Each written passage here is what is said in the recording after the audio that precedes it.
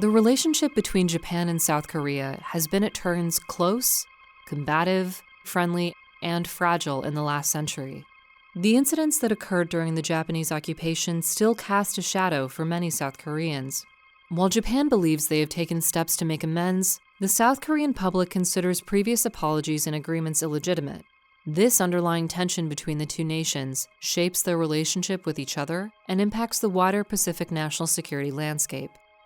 During the last 50 years, Korea-Japan relations experienced ups and downs.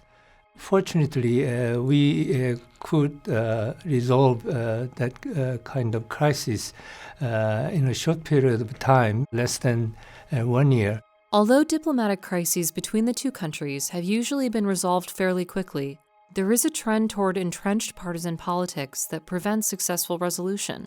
In Korea, conservative camp is in favor of sound and robust bilateral ties with Tokyo. That has been the traditional position of conservative parties. In Japan, moderate camp of the LDP is hoping to maintain good relations with Seoul. Of course, in the past, the Socialist Party, representing the liberal forces in Japan, was also in favor of good relations with Seoul. But those liberal forces in Japan lost their power in the Japanese society. So the remaining portion of those in favor of good relations with Seoul is moderate LDP supporters. This time, the crisis is different in terms of duration, range, and gravity. There are many diverse issues involved in the crisis. This time, the crisis spill over from diplomatic to economic and security arena. This time, the crisis is unprecedented in the sense very serious for the bilateral relationship between Seoul and Tokyo. The heart of the matter comes from the forced labor issue. 2 decades after World War II ended Japan's occupation of the Korean Peninsula, the two countries normalized relations and signed the 1965 Treaty on Basic Relations between Japan and the Republic of Korea.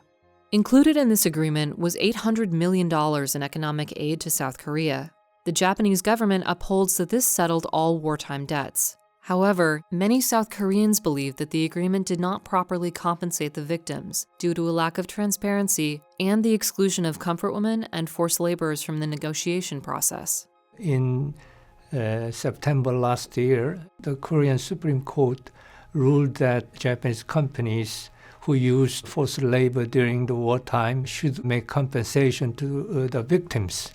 It's in conflict with the 1965 claims agreement between Korea and Japan. So there's a fundamental dispute between Korea and Japan, and it causes chain reaction.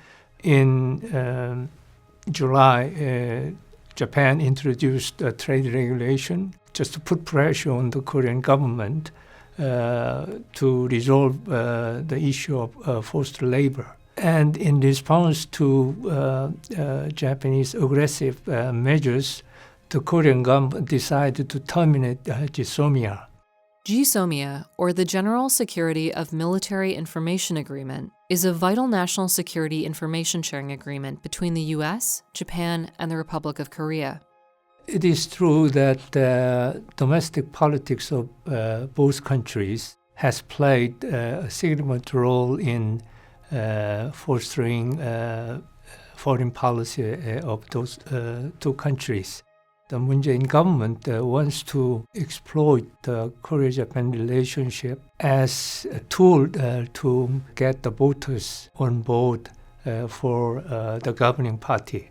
In Japan, too, the Abe administration is rallying the Japanese public behind its bid to revise the constitution to make it possible for Japan to exercise full right of collective defense. To pass the strict hurdle of revising the constitution, the Abe government needs strong support from the Japanese public.